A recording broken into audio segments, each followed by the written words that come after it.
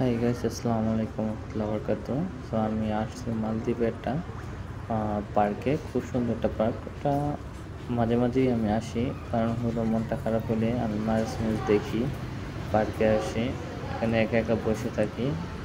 খুব ভালো লাগে, মাছগুলো খুব সুন্দর, অনেক সুন্দর রঙের রঙের মাছ।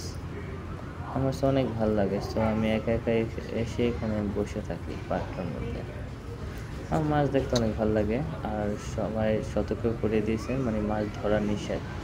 অনেকে এসে মাছ ধরে উঠানোর চেষ্টা করে, আসলে এটা ঠিক না। তো মূলত অনেকেই আইসা ধরে, ছোট ছোট বাবুরাও আছে, তারাও ধরতে চায়। এটা সাবধান করে দিছে। পার্কটা খুব সুন্দর।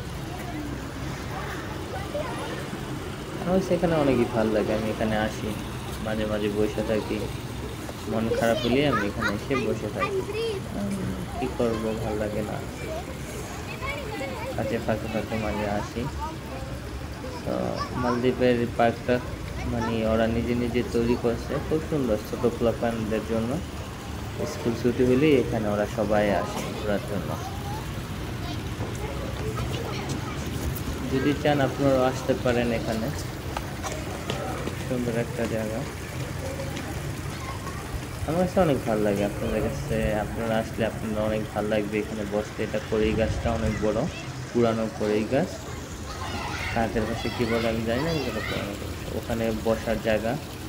রাত্রে আরও সুন্দর দেখা যায়, লাইট জ্বলে, খুব সুন্দর একটা জায়গা। পার্কটা মোটামুটি অনেক বড়।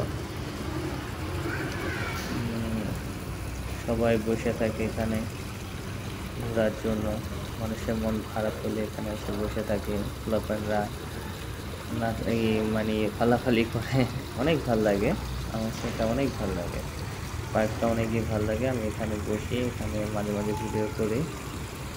তো আরেকটা পার্ক আছে, ওটা নেক্সট টাইমে আমি আপনাদের সবাইকে দেখাবো। সবচেয়ে মূলত হয়েছে হইলো সকালবেলা ভাল লাগে, আর হয়েছিল আপনার রাত্রে অনেক লাইট জ্বলে।